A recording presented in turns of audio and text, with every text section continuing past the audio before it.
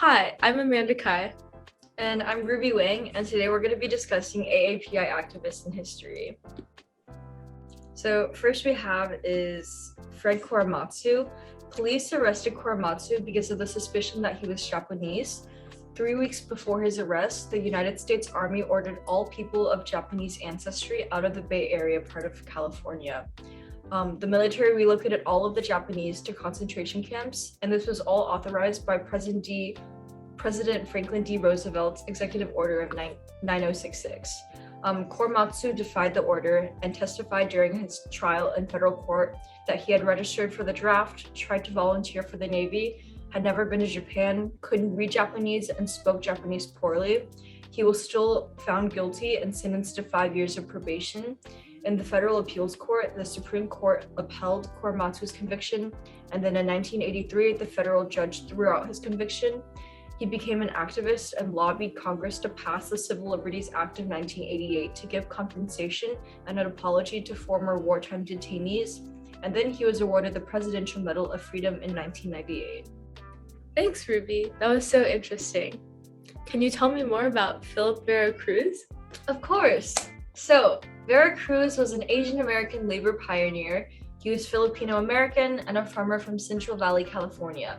He was first born in the Philippines and then he immigrated to the United States. He lived in labor camps with outdoor toilets, showers, and kitchens. He had no access to healthcare benefits, nor did he have any rights. Eventually, he would go on to lead the Delano grape strike, which demanded 10 cents an hour increase in pay, and the boycott.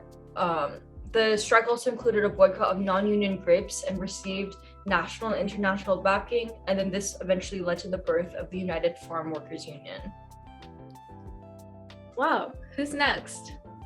Next up, we have Helen Xiao, who has made contributions as an activist both historically and even today. She was among one of the first women to graduate Princeton, and then she also came out as a lesbian on national television. She organized against the racially motivated murder of Vincent Chin in 1982. Vincent Chin was a Chinese-American worker beaten to death by a pair of auto workers who mistook him for Japanese. Xiao was a labor organizer and united Asian Americans into a movement.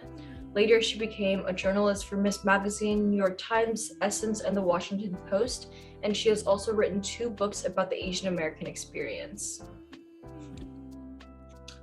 What can you tell us about Wang Kim Arc?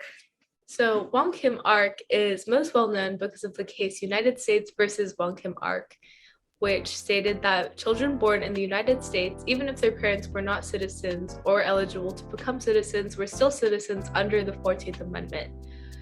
This is because Arc was born to immigrants who were barred from becoming citizens because of the Chinese Exclusion Act, and he was denied re-entry to the United States after a trip to China on the grounds that a son of a Chinese national could never become a U.S. citizen. As a result, he sued the government, and that led to the decision that the government could not deny citizenship to anyone born in the United States. Thanks, Amanda. What about Frank Emi? Great question. Frank Emi was forced to leave his California home to Japanese internment camps during World War II, and he became part of the Fair Play Committee, which encouraged men to resist the draft. Eventually, he was arrested and convicted with conspiracy to violate the Selective Service Act, for which he was sentenced 4 years and he served 18 months of. He continued this activism until his death in 2010 to 94 years old. What about George Helm Jr.? So George Helm Jr. believed in Aloha Ena, which means love of the land. And Native Hawaiians held a great reverence for their land. And following contact with Westerners and the overthrow of the Hawaiian Kingdom, their connection to the land was lost. An example of this was when the US used the Hawaiian island as a bombing range, which began the following attack of Pearl Harbor. So George became an activist against these US bombings and occupied the island of Kaho'olawe along with 9 other activists. He dedicated his life to fighting for the protection of people because he was moved by the beauty of the island. Thanks, Amanda. Thank you. And thank you guys for watching. We hope you enjoyed, and if you're interested in learning more about AAPI activists, I encourage you to do some more research. We'll put all the resources that we used to create this presentation in the description link below if you want to do further readings of these activists. Thank you. Bye.